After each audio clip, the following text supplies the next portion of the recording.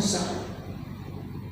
Jadi kalau ada orang sudah Allah penuhi unsur sarana dan prasarananya, tapi dia tetap tidak mau beribadah kepada Allah, dia enggan untuk datang ke mushola, padahal Allah sudah cukupi itu hidupnya. Tanpa dia bekerja, tanpa dia berdagang, kayak kita ini usaha berangkat subuh-subuh jam 3 udah harus bangun nyiapin dagangan buat besok.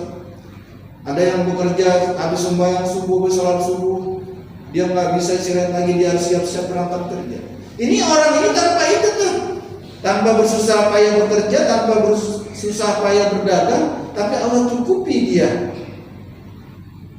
Ternyata Allah kasih dia kontrakan banyak atau saham, tapi dia tidak gunakan makom itu untuk beribadah kepada Allah. Itu kategori manusia yang rendah di hadapan Allah.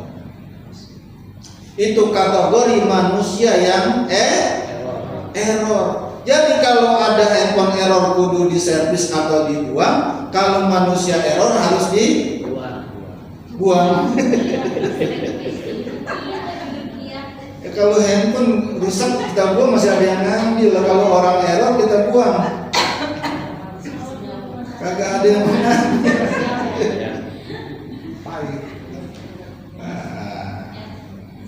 Intinya dari asbab dan tajrid itu, intinya nasihat atau hikmah yang disampaikan oleh Arifillah Ahmad At-Ta'ilah adalah fil asbabi minasyahwatil khafiyah wa inhitadun anil himmatil aliyah.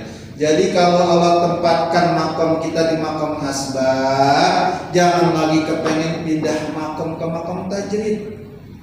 Ya Allah, saya udah capek dagang. Ya Allah, saya udah capek kerja, pindahin saya ke makom tajrid ya Allah. Tanpa saya jualan, tanpa saya dagang, tapi kau penuhi kecukupan untuk hamba ya Allah. Nah ini berarti dia min himmatil aliyah, dia mempunyai syahwat yang jelek. Jadi kalau ada orang yang dia harus berdagang, dia harus bekerja, lalu dia bilang ya Allah saya pindah aja ke makom tajrid, berarti dia mempunyai syahwat yang tidak baik atas makom yang Allah berikan dia. Jadi ini juga kategori orang error juga nih. Kalau dia harus bekerja dan berdagang untuk memenuhi kebutuhannya, tapi dia mengeluh, ya Allah saya capek banget, saya dagang apa aja bangkrut mulu.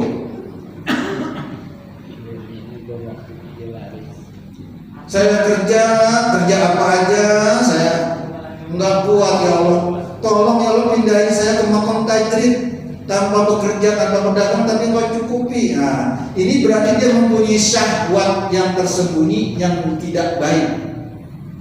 Syahwatnya adalah minta dipindahin sama Allah makomnya ke makom tajrid. Nah ini berarti bukannya error, berarti orang yang begini, orang yang kategori orang yang males. Ada nggak yang begitu? Bu, kalau ada yang suaminya di makom itu terus dia ngeluh, minta dipindahin sama Allah mau ke makom tajrid, tinggalin aja bu, itu mau laki-laki malas itu tidak bisa. Begitupun kebalikannya, ada orang yang Allah tempatkan dia di makom tajrid, Allah cukupi semua kebutuhannya, Allah penuhi semua sarana dan prasarana tanpa berdagang, tanpa bekerja, tapi Allah cukupi. Tahu-tahu dapat mertua yang peninggalannya banyak gitu, akhirnya tanpa kerja, tanpa dagang, Allah cukupi dia. Tapi dia tidak mau menjadikan dirinya dengan makom itu menjadi hamba Allah yang illa liya'budun tadi. Nah, bisa jadi itu bukan makom dia yang sesungguhnya yang Allah restui. Bisa jadi itu kategori istidraj. Istidraj itu dia punya rumah bagus, tanpa usaha, tanpa kerja, tapi berkecukupan. Tapi dia semakin jauh dari musola, dia semakin jauh dari majlis taklim, dia enggan untuk sholat. Nah itu berarti istidraj.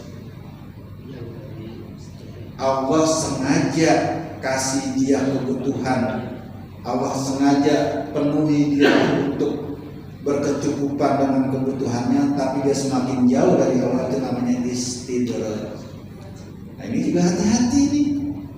Kalau semakin banyak harta kita, semakin banyak penghasilan kita, semakin tinggi gaji kita, tapi itu semua menjadikan kita semakin jauh dari Allah, itu hati-hati.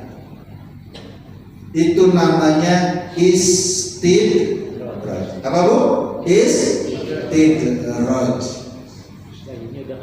Jadi nikmat yang sengaja Allah agar dia semakin jauh dari Allah. Nah itu nasihat hikmah buat diri kita tuh, bukan buat siapa-siapa. Renungin ini hikmah dari Arifillah Syekh Ahmad At-Taqiyullah, bahwasanya kalau kita punya di makom asbab, maka bekerja, berdagang sampai akhir hayat kita. Karena memang makom kita di situ tuh. Tadi itu tanda-tandanya makom yang kalau kita tetap berjualan, tapi waktu sholat kita sholat, waktu ngaji kita ngaji.